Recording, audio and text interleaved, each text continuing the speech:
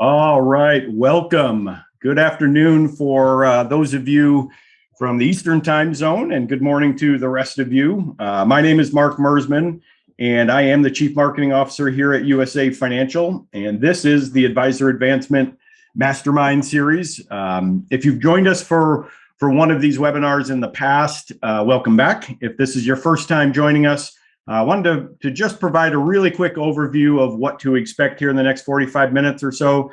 A few months back, we had changed our format a bit, and we started to focus on doing a bit of a live case study, if you will, where you will get to be a fly on the wall, if you will, and learn about what makes other advisors successful. And today we will be joined by a good friend and advisor with USA Financial. His name is Will Goff, and he hails from the great state of Mississippi. In addition to Will joining us, we'll also be joined by my colleague, Steve Phillips, who heads up the practice management side of things here at USA Financial.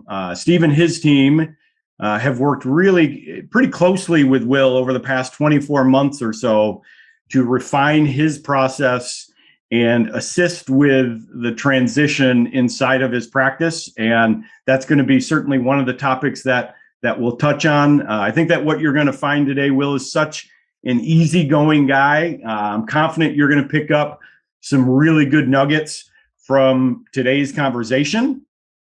In addition to that, I wanted to touch base and let you all know, over the course of the conversation, you're going to hear about how Will was able to garner referrals and introductions, some of the steps that he has taken as a part of the transition in his business from his father over to him, as well as some of the new systems and approaches that he has integrated inside of his practice.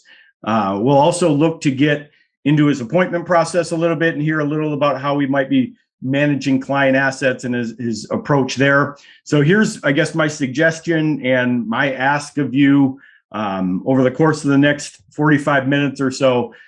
I would encourage you to make note of the various items that seem of interest to you as Will's chatting about them. He's certainly going to share some details about it, but we can certainly add a little more color around that on an individual conversation if you would like. Much of today's conversation is going to be about various tools or systems that we implement and encourage advisors to leverage here at USA Financial. I think after today's conversation, our team would love to spend 15 to 20 minutes or so with just connecting with you about the areas of your practice that you feel could benefit from some little tweaks. And so you may hear some of that today, and certainly that's the hope and the goal. Our real goal with these live streams is to share some ideas with you that could help you in your practice. And we would welcome a conversation with you to see if any of those things we do here at USA Financial might fit inside of your business. So I guess before I hand this off to Steve and Will, I do want to touch base, one quick little housekeeping item. At the bottom of your screen, it should be at the bottom, it might be at the top, but you'll notice a little set of bubbles there that says Q&A. If you have a question for any of us during the session, please feel free to send it. I'll do my best to monitor those questions. If it's something that I can answer just through direct chat, I certainly will. If it is something that others might benefit from hearing the answer on, I'll jump in and ask Will to answer that. So please do pay attention there. So Will and Steve, if you don't mind, you can turn your videos on and you're unmute yourselves. So I'm going to hand this over to Steve Phillips and our man of the hour, Mr. Will Goff of Malachi Wealth Strategies. So gentlemen, take it away, and you may see me bust in on you at some point because I just can't resist. I would be shocked if you didn't, Mark. So that's what I'm thinking. Yeah, thanks for setting this up. Thanks for the introduction, and we look forward to seeing you again really soon, Mark. I'll do my best. It's great. Will, good to be with you, brother. Thanks again on behalf of all of us at USA Financial. We've been looking forward to this one. So thanks not only for the partnership over these last many years, but for the time today. This is it's pretty exciting. So, when we talked a couple of weeks ago in preparation for this, and Mark did a really good job of teeing up some of the things that we're going to talk about and what you've been doing. It was I said this to you, it was a fascinating conversation, but it was also a blast. And so there are a couple of topics that I think really resonate with the group that's on with us. And I'd start with the idea of succession is a big topic we know in our industry today. We'll get to that. Processes and procedures. If there is an advisor that we've worked with at Protocol that's more of a processes guy than you, we haven't met him yet. So that'll be a good conversation. And then as Mark talked about, the idea of introductions and what has happened in the practice. So let's sort of go to the end by going back a couple of years. And we started our conversation by looking back to when we met, kind of what was going on. I'll get to sort of the succession thing with your dad in a minute, but I know 2019 was a good year. And then if I don't have this wrong, you're in the midst of your best year ever. So walk us through the last 3 years or so and what's going on. So the last couple of years, which I guess to go to your comment, this is every quarter would have been my best year yet. So it's not just the year as a whole, but every single quarter has been, it's been really good. But yeah, going back to 2019, just to kind of give some numbers, we don't do seminars. And really whenever we started partnering with y'all, we kind of took the angle of, and it made it easy for us to talk to our clients of saying, we're not going to do public seminars anymore. And the only way we're going to bring on a new client is if you refer them to us, which, at the time, it just didn't make sense for us to do seminars. And so it was an easy way for us to have that conversation with clients. And in 2019, we brought on 8 introductions. In 2020, we brought on 8 introductions, even in that year. But in the first quarter of this year, we brought on 14. And they had total assets of 3.6 million. In the second quarter, I had brought on 4 who was a total assets of 2.5 million. So some bigger ones in the second quarter. And when me and you had talked a couple of weeks ago, I had mentioned that I didn't have anything in the pipeline for this quarter, and I was kind of okay with it for a break. But since that conversation, I've had 8 in the last 3 weeks for a total 8 introductions. 8. For about 3.5 million, and which, I've known it and I was taught it. Whenever you're, face to face with your clients, that's when you're going to, and you're really working on that relationship. That's when you're going to get them. And I got 4 of them yesterday. I had an out of town day, 6 meetings, 4 introductions. Like $1.5, $2 million. So it's once again, just y'all said the stuff will work, and for a long time just do it, and. It's easy now because I know, just the proof is in. The numbers are incredible. And 1, obviously the processes, but 2, let's call it what it is. You've practiced it. You've got a very personal connection to your clients, and they now understand the process. 2 quick questions. When you make the decision to switch over to an introduction only practice, a referral only practice, was that a little daunting at first? Did you sort of have a timeline to say, well, this thing will get it eventually? Or you're like, this thing could go off the rails if that's the only way we're coming by new clients? It was scary because I didn't want to have to go back and after, 2 years, go to my clients and say, well, that didn't work. We're going to do seminars again, So it was scary in that regard. And, we were patient with it. We knew that updating all of our processes and then spending the time reframing with clients, it took some money and it took some time. So we knew it was going to take some of our resources, and we just had a fairly realistic plan of the first 12 months. I don't expect a whole lot back from it, but as we're seeing now, and, including the introductions, so the 8 in the last 3 weeks, for the year, I have gotten 36 introductions. Now, 18 of them have come on as clients. The other 18 have not, but they're at different stages. And, I'm very confident that because of the relationship I've even been able to have with them, to me, just having 36, if you want to call it sales conversations with prospects, when I had to do very so. Right. Yeah. Your clients know how to introduce. So let me ask you this then. The numbers are amazing. Ideal clients that are a fit before they really even get to that first step, because your current clients know who to introduce and how to introduce them. That's right. So we don't have any from and which you know this, but we have more of an attitudinal fit as opposed to we don't have an asset minimum. So if someone has a great attitude and a lot of potential, we'll take them on as a smaller account. From an attitude standpoint, we have had 0 bad introductions, which my line is, and we have it every single time we meet.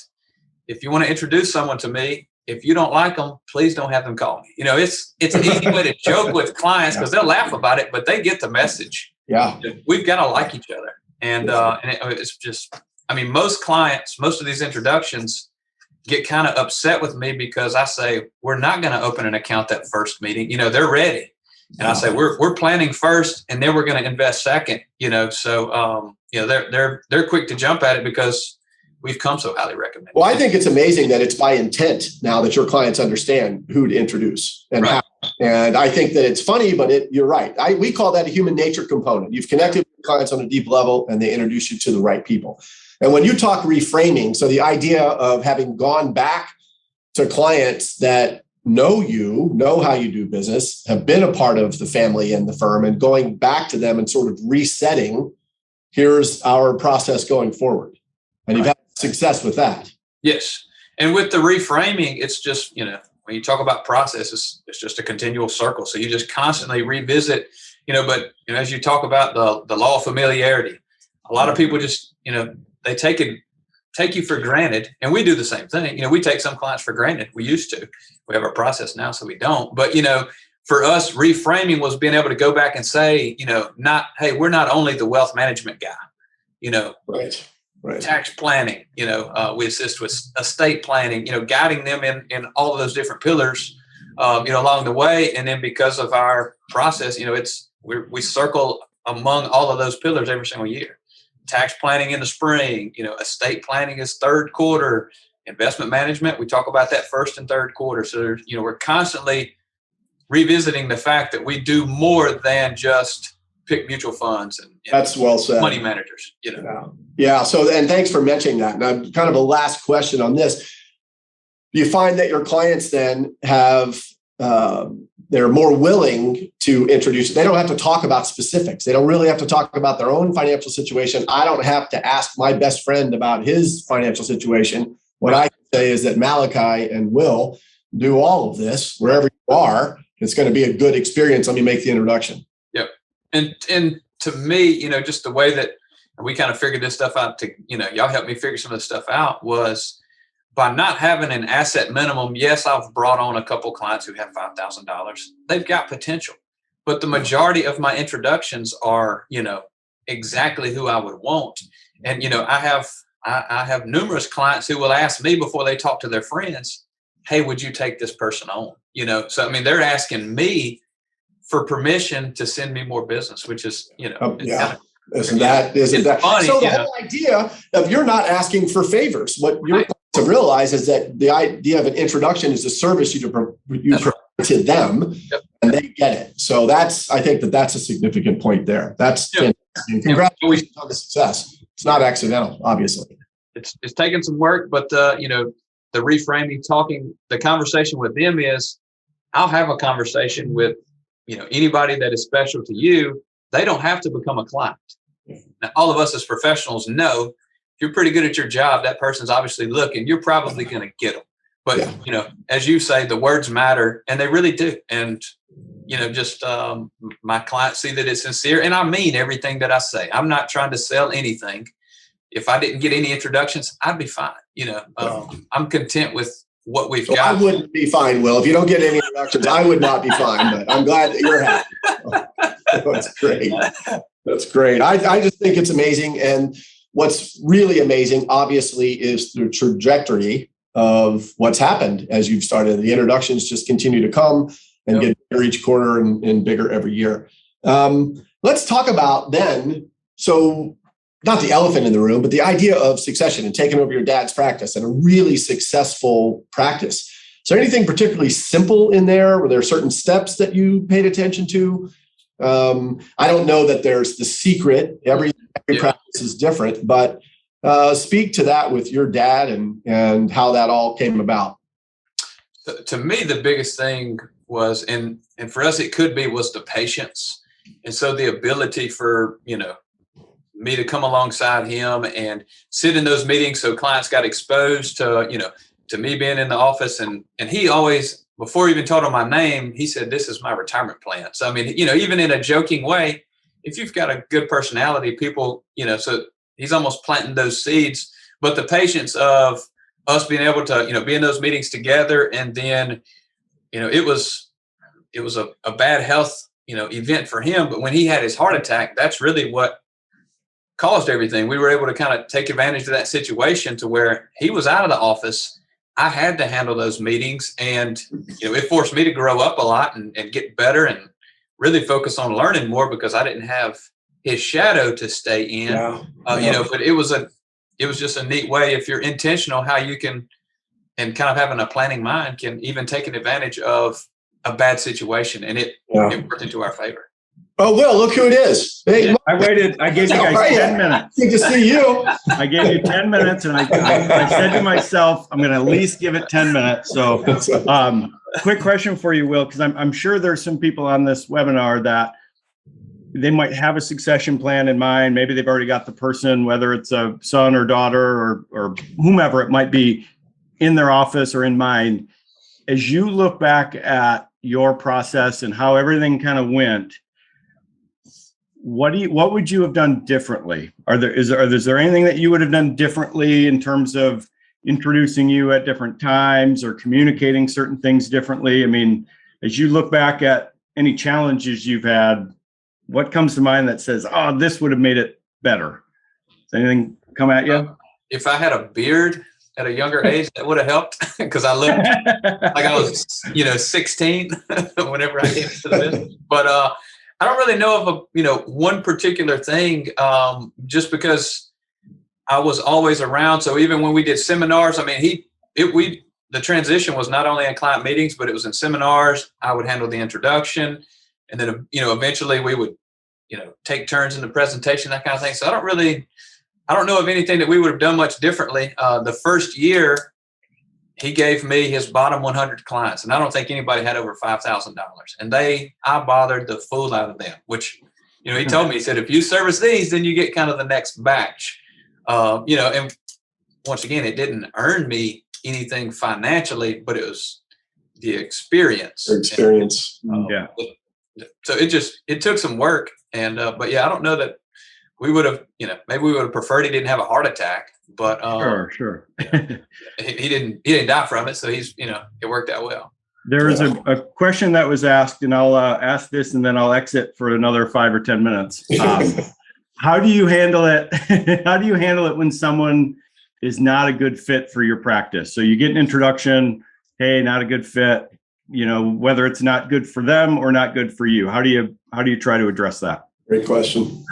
I have not had to have a uncomfortable conversation where somebody wanted to become a client of ours that wasn't a good fit, because we talk extensively before our first meeting about the fit process.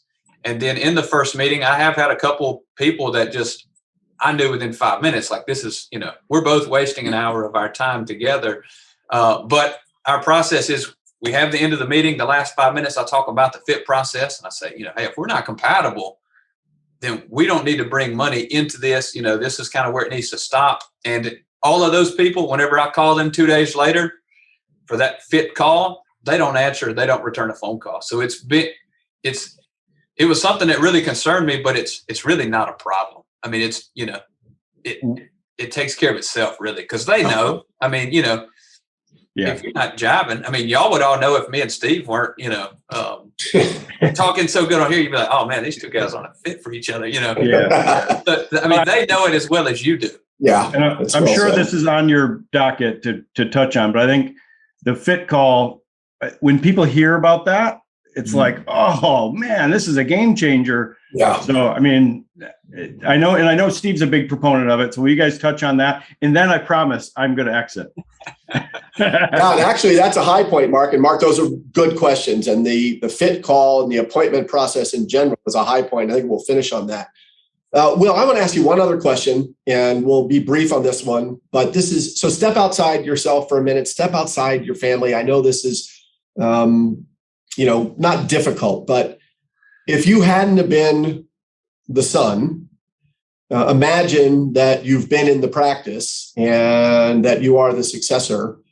Is there a difference in the process? Do you feel like, obviously, I think that being family matters, but how important is the process for those advisors that are with us today going, yeah, I'm going to go through that, but it's not a family member? How significant do you think the process of you being around and calling the bottom 100 and making the introductions at seminars and so forth would contribute regardless of the relationship? So the process to me is key, in which we didn't, the succession plan, we didn't have anything written down, but he had a vision of, when I get to this level, here's where I would step in. So there was, there wasn't a written process, but by him having that vision and something, where I could hit these marks, it made it a lot easier for me to see that it's, wow, I can get there, instead of, maybe you'll do something, maybe you won't. So I had benchmarks and things to hit, and they weren't always around production. Most of it had to do with growth.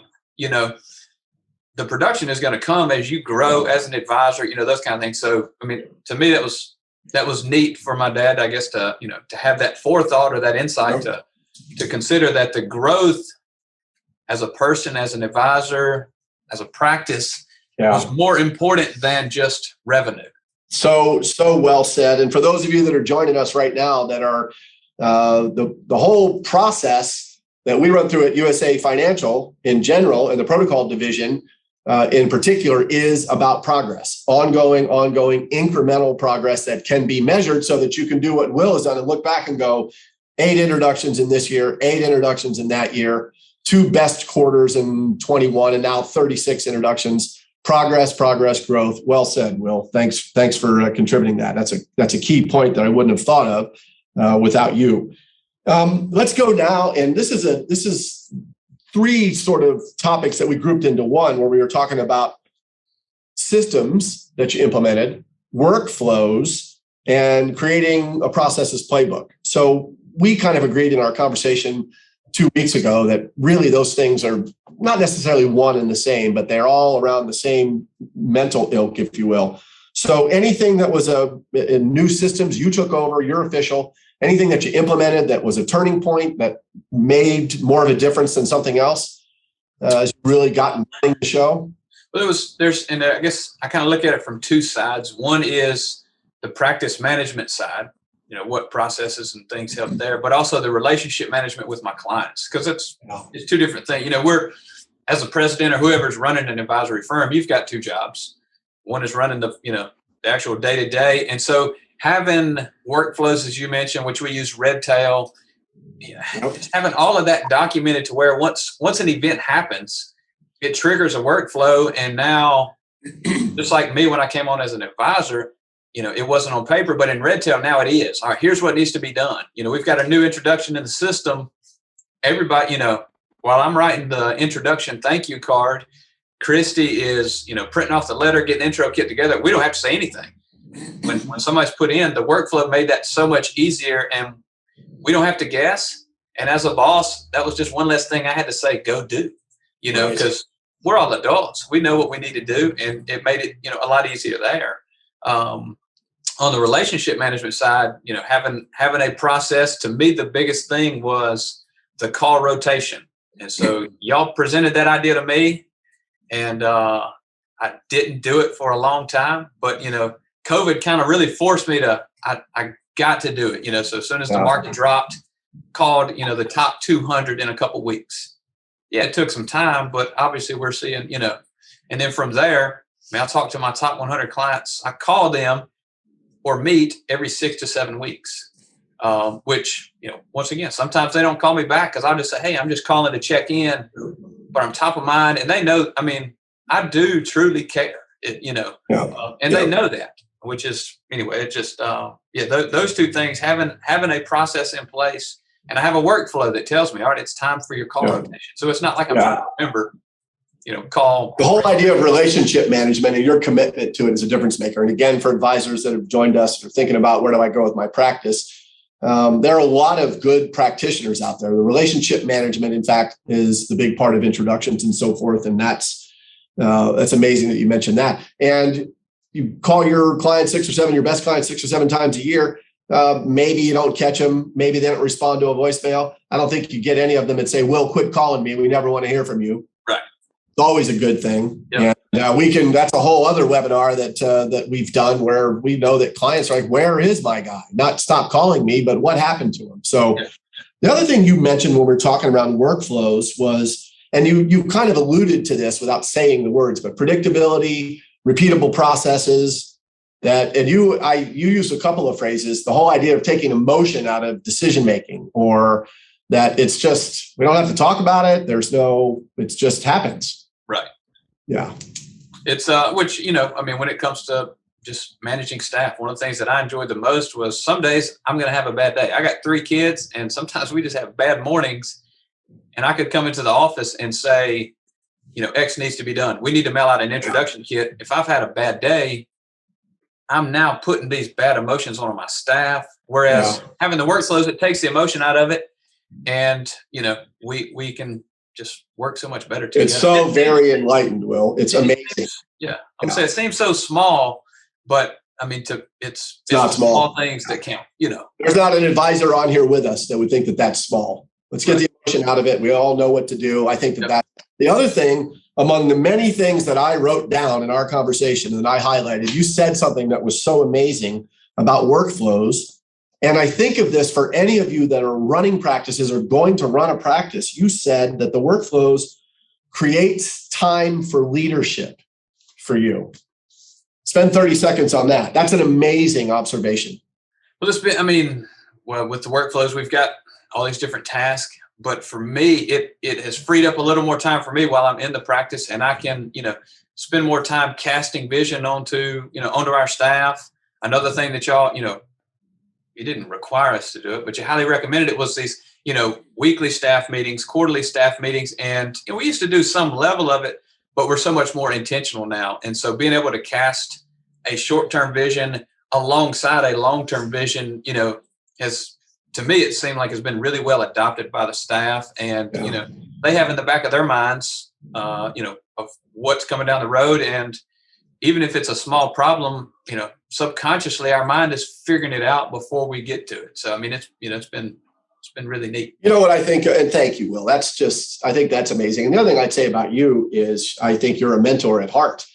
And the fact that you would recognize that it creates time for leadership and to be a mentor to your team, and who knows one day what the succession plan is for you, and that mentorship and growing people, that processes provide so many things for a firm, for a team, for a leader. And the fact that it's time for leadership and mentorship is amazing.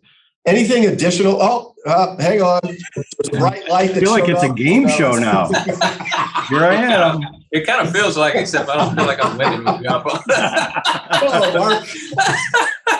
So, got a couple of questions from some folks listening. First one was, do you experience it where potential clients express concern over the size of your firm? Specifically, if they look at it and say, well, Dad's going to be out of the picture at some point, or maybe is out of the picture entirely, whatever. So if you get that, how do you address it? And then follow up on, in terms of your dad's business, how much of it was transactional versus AUM? And did you try to make a shift as you took over the reins a little more? Did you try to make a shift there? So it was kind of a neat way to, answer both those questions, but it was mostly transactional. And so we kind of began the transition back in 2014. And then we joined y'all at USA back in 2016. And, whenever we came on board with y'all through port formulas and things like that, there was a more compelling story. And so as we began the transition to me, we also began growing the AUM book. And we had like $1.5 million under AUM at that time, which was terrible. I didn't even want it. You don't even want $1.5 million. But since then we've grown it to, and it's not a staggering number, there's certainly bigger firms, but to go from 1.5 to 35 million, for us, it's been really neat because we did 2 seminars a year. We're not talking astronomical growth, but from a percentage standpoint, and it's made it so much easier to have the conversations with clients because we we're not, the one to blame or whatever it may be. We've got the money managers and that kind of thing. And the other thing that y'all, I guess, wanted us to really work on at USA was making sure that we had financial plans in place so that we take a lot of the emotion out of it. And it's easier to, I had all my meetings yesterday. If it was just financial, we would have been done in 10 minutes. It's right. Here's where we should be. Here's where we are, any slight tweaks, and that's pretty much it. So I'm able to spend so much more time on the relationship, and they still know that everything is good. But on the growth question, you would ask, like, my clients don't have that concern because I'm reaching out to them so often. So, and that's really what forced me a few years ago to, start working with Advisor Protocol. Was I surveyed my clients and I said, would you be willing to introduce anyone to me, basically? And the guy said no. And he said, you used to give so much better service. And I said, well, we were growing too fast and I didn't have processes in place. So now, because of these workflows, I'm just so much more efficient. I manage more, do more, and take way more days off than I ever have. And to me, it's because of processes. So I don't have the growth concern whatsoever, because they do hear from me. And also, and my clients, whenever they come on board, they know what to expect. So, if you start out with less than $100,000, there's not a whole lot of face-to-face meetings. We'll get you set up, but they know what to expect. Whenever you need something, let me know. And as you get higher into our rankings, you get more meetings and that kind of thing. So we manage the workflow there, also the bandwidth or whatever you want to call it, through those conversations. Yeah. Steve, I don't know if you're planning to touch on that, but what he just kind of alluded to in terms of service model, I do think that's a big thing that a lot of advisors, they think they should do it, and they might even kind of quasi do it, by accident. But you formalize that process. So I think that's a big deal. No, thanks, Mark. And I'll tell you something that think about the advisors that are going through the protocol practice management stuff at the beginning, and then even advisors that are skilled at USA that we're revisiting. The number one thing, literally, with Aaron doing the revisit and the exceptional teams work, is what does your classification of clients look like? How is it specifically defined? And then how does that translate to your service matrix, your stewardship framework, we call it? It is gigantic. And I'll tell you something, and I'm glad you mentioned it, Mark. Nothing's really broken there for a lot of advisors that are running really good, successful practices. But what happens is plateau happens. If you're not classifying clients, and Will can attest to this, and you're treating everyone the same way, we don't know who gets what. We're just in this thing to serve. You're firefighting, you're answering phone calls, you're doing everything the same way. It's not going to break the practice. It will freeze the practice where it is. Well, and I think, that's demonstrated by the fact that one call that he made, he said, well, your service is like, oh man, if that's not a kick in the gut, I don't know what is, for you to say. That's the wake up call that you need, I think, sometimes. To say, we got to refine this. Great point. And it's a huge part of what we do in the practice management stuff. So it's a really perfect question.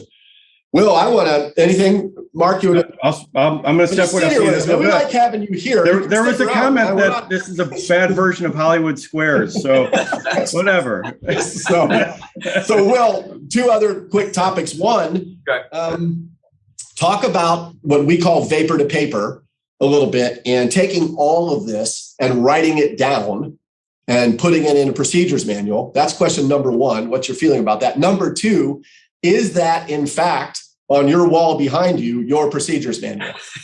That's my children's version. I have like 7 sticky notes in my desk because they came and visited yesterday, and they take all the sticky notes. But as far as putting, the vapor to paper, and to me, when I think succession plan, it's extremely important to have a succession plan for the primary advisor. But in my opinion, one of the, even more important would be for your administrative staff. And so us having that procedures manual, the thought kind of began a few years ago when we had a staff that was going to retire. We said, what does she do? And then once we started working with y'all said, don't just put down what few things she does, like put the entire practice, everything that you do. And so if I'm out for a period of time, I mean, it's easy for us to say, literally, you can go grab the physical book or the Dropbox file, and, and they can take care of whatever it is. If Christy, who is our, primary administrative staff, if she's out, somebody else can step in and handle her task because they're documented. And then we revisit that document every quarter.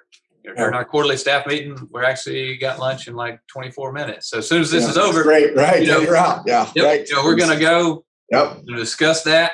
We're going to talk about how our quarters, how it started, the vision ahead, those kind of things. So the vapor to paper is, to me was so huge. And I know Mark had made a comment earlier about the classification system, and y'all had helped me really define it because I think I had like a 5A system. It was way too complex.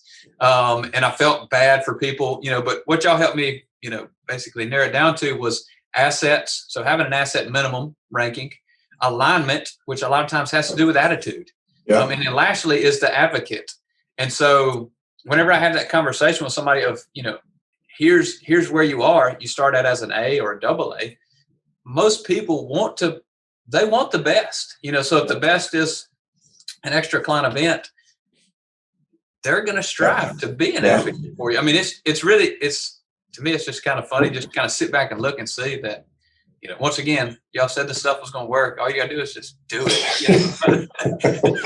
And you've done it. So that's really, you mentioned something, the whole successor, for those of you on with us, what Will has done, here the importance of writing 2021. Listen, we know competition is going to get stiffer, not fade away. Commoditization of the industry is increasing. Those of you that are looking to hire a new teammate, to scale your practice, you might say it's a junior advisor, the new admin person. You're in competition with the firm down the street. Why do those people want to come to you? Because you've got a playbook. You've got your processes written down. Here's how we do this. And it's meaningful. When you go to sell the practice or succession, what you just said, Will, our processes are written down. We're not guessing. And for most of you with us, thanks for the time, what your team does, kinda. Everybody knows what their own role is. But Will, you talked about when Christy's out, what specifically do we have to cover for these people? So the procedures, the playbook is amazing, and you've made great use of it. So that's a kind of, I guess, maybe put an asterisk around the level of introductions that I've gotten. I don't charge 25 basis points as an asset manager. The highest guy in town is me. The highest guy within 100 miles is me. And I have that conversation first meeting. If you're looking for cheap, go do your own. Go call somebody else. But if you want the best and you want the process, that's what we got. In the absence of tangible, visible value, clients will focus on what you cost. That's right. You're a classic example of, and we've heard it over and over and over, clients don't really care what you cost if the value is significant. And you said it. So marketing guy, practice management guy, whatever. From an advisor that's growing your practice like you are, that's the point. Yeah, I could focus on cost. I'd rather not. The value is tangible. So that's well done. So 2 last things real quick.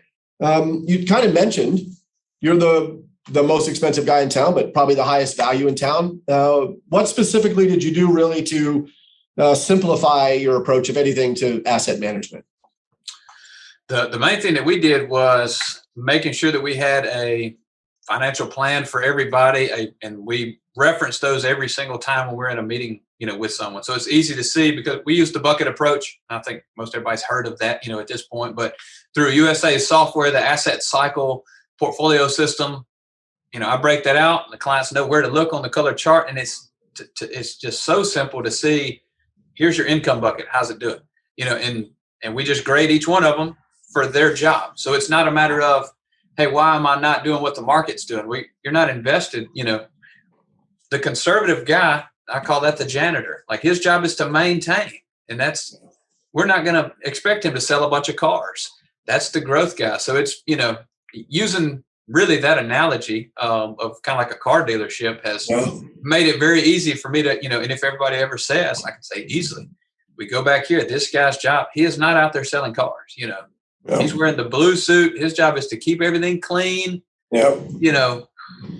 So that we can take that risk and, and that kind of thing. So done. by using a plan and just alongside it, you're not busy, you're just not looking year to year of, like, I haven't talked, I don't think, with anybody of what the S&P has done this year. Don't have those conversations. Here's where you were supposed to be. Here's where you are. Yeah. And we have conversations around that. So it's not a matter of why is the S&P up 14 and I'm up 11. Once again, if I had that conversation, the car lot story, I go right back to it. But I just don't have that conversation with anybody because we have the goals-based investing or whatever you want to call it. Well done. And obviously it's contributed in a major way to your success. So then the last question is what Hollywood Square's Mark hit on just a couple minutes ago, and which obviously, is crucial. The appointment process in general that starts with the fit meeting, and the fact under the words matter, our belief is that the fit meeting creates dramatic professional contrast and puts clients at ease. So as we wrap it up here, speak to that particular meeting and how you feel about the rest of the appointment process. So the fit meeting it was not something I had done before working with y'all. Neither was the fit call. I wanted everybody. And it was really neat once we started having the fit meeting of, I don't know if it changed people's attitude, but they knew because I was telling them, we've both got to be a fit. This is not just you interviewing me. This is a two-way deal. And so, because I've had some clients who've come on board and they're like, you kind of freaked me out. I was kind of bluffing in that first meeting, hoping you'd take me on as a client, which is, once again, it's a funny way to do it. And then, having that fit call a couple of days later for anybody who is, because I know it can be intimidating to meet with a financial advisor. Some of those things can just be concerning, but by saying we're not making any decision at this first meeting, they're just so much more comfortable and wide open, talk about anything and everything. And even at the end of the meeting, they're like, hey, we want to go with you. I say, I'm sorry, we're still not making a decision today. You're going to go home and think about it for 2 days. I'm going to call you back. We're consistent in this. And every client knows, some of my biggest referral sources, are ones that were recent introductions because they know exactly how the process is going to work. They're not being pressured. And the fit call to me was a big game changer. And then Mark was asking earlier about, if someone's not a fit, the fit call really kind of addresses a lot of that because if they know they're not a fit, they're not going to answer the phone and they're not going to call me back. Right. And I don't call and hound anybody. So I tell them, when you give me an introduction, I will call them one time. I'll leave them one voicemail. We're all adults. I'm not going to call and bother them. And it's true. I'll call my client and say, hey, I tried to get in touch with them. They didn't answer. I just wanted to let you know. And that's the end of it. For the fit call, same thing. I will call you one time. We're sitting here face to face. If you don't answer my phone call, I'll know your decision. If we don't talk. With that call, Will, are you setting, like at your fit meeting, are you specifically setting a time 2 days from now? Hey, we'll call at 11 a.m. on Wednesday. Is that how you're structuring that? Yep. So it's normally pretty much 48 hours from when we meet. So if we meet on Wednesday, 11 a.m., I'll say, all right, I'm going to call you about 11 Friday morning. If we meet Wednesday afternoon, I tell them, hey, we close at lunch on Friday. I'll call you, about 10 o'clock. How's that sound? And, just they know when to expect it. Last week, me and my wife went on a trip. I had 2 first appointments the day before our, vacation, and I called them this Tuesday. But because I let them know, they had no problems. And what is that call? Like, give me a sense for what that call consists of. So it's just, normally whenever they get on the phone, it naturally kind of, goes into, what's the next step? They're kind of wanting to know that kind of thing. And so I just say, hey, did y'all take some time to think about our process? What did you think? Try and get some feedback. And it's, like I said, every single one that I get on the phone, they're, hey, we're on board, and they're really wanting to know what those next steps are. I haven't had to have an awkward conversation to say, well, that's great, but you don't meet my criteria. So I haven't had to have that conversation. It's taken care of itself. But from there, I lay down the next steps of, all right, well, the next meeting, we need, firmer numbers. I'm going to need statements and all that before we actually have our second meeting. And at that point, we're going to start the financial planning process. And we're not going to open an account until our third, fourth, or fifth appointment, until we've agreed on what that plan looks like. And so now they know, it's going to take 4 to 6 weeks from now to get everything, paperwork signed and all that. And also let them know up front, you're going to hear from me a lot early on. Don't get disappointed after you become a client that I don't call you every week, just trying to manage those expectations, because you can kind of feel like, oh, well, he was just using me. We were talking every 2 weeks because we have so many appointments now. It used to be one appointment, like there was no fit process. So, you come on board and, once we got a little bit of information, we'd send it to the assistant. She'd have paperwork ready, at the end of the meeting. Yep. Well, I think just communicating that process, the fact that you have one is probably more than what a lot of folks do. And you alluded to it in my mind, and our business is no different. Expectations, setting them and creating realistic ones. And that is more than half of our job, is setting the right expectations, living up to them. Yep. If we can do that, we're in the small percentage of professionals that actually carry out what they say that they're going to do. So, and the workflows make that really possible, because whenever we have a meeting 3 weeks out, it's triggered a workflow to the day before for our staff to call in for a reminder of the meeting. So the workflows really make it so much easier to deliver on, just doing the little things that we say we're going to do. Yep. Well done. Steve, you got any final parting shots before we wrap up here? One parting shot. Will, have you seen the movie 13 Hours? And do you agree that you are spitting image for John Krasinski in that movie? Have not seen that. Tell me I'm wrong. For those of you that haven't, it's a great show. Get out there and see it.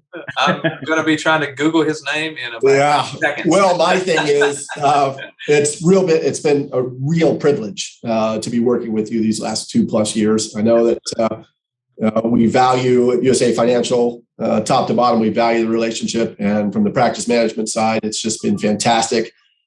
Success isn't an accident. Congratulations on the success. Thank you for taking the time to share it with the group today. And we look forward to doing more of this together. Yep. Well, I appreciate, and I know this wasn't rehearsed or planned or anything, but I appreciate y'all at USA for being so intentional about making sure that we grow, and because y'all do Advisor Protocol, offering things to us, it is, I'm extremely grateful because of where I am. I wouldn't be there without you. And so it's, it's been a fun journey for sure. Well, the timing of us bringing protocol on and some of those processes was probably coincided really well with your transition and wanting to make some changes as well. So, kudos to you for doing it, but obviously sometimes it's fortuitous divine intervention that works out. No question. But so I guess in closing here, a couple of things that I just wanted to remind everybody of that Will touched on. He's gotten 36 introductions this year with 18 new clients, largely done through the reframing process. So if you don't have a process for how to execute on that, I would encourage you, we'd certainly invite you to have a conversation. Quarterly meetings that you're doing, Will, are very intentional with a specific topic in mind each quarter. I think that's a big deal. Your clients are knowing what you're doing, and you've mapped it out for them, so they know you've got it covered. You've got your fit call, your fit process, which is new, the development of a service model, a stewardship framework. And then, we didn't get into it because it's not really all that sexy, but your workflow development that I know that you've worked on with our team in terms of getting red tail, all your workflows in there, and really just getting your, some precision into your practice is a big deal. So for those of you listening, I'd like to invite you, to spend a little time with some of the folks here on our team. We'd welcome the opportunity to do a 15 to 20 minute demo to share a little bit more about what we're doing and how we help advisors. Obviously, Will touched on a number of things, but we're fortunate that we have a lot of tools in the toolbox, and we love finding what tool is going to work the best for the job at hand. And it's really as simple as that. We're a pretty easygoing bunch. Somebody from our team will certainly touch base with you. We really put our focus on relationships that we develop. Will puts up with our Hollywood Squares routine here, and we laugh about it and have a little fun. So at the end of the day, that's really what makes the business fun. If you don't enjoy the people you're working with and you can't have a little fun doing it, it's not worth doing. So I want to thank Steve again for facilitating the interview, Will for letting us pick his brain, and certainly all of you for taking the time out of your day to spend a little time with us. So thanks again, gentlemen. I appreciate it. Right. And thanks again. We hope that we can spend some individual time with a lot of you that joined today. So take care, guys. All right. See you guys. Take care.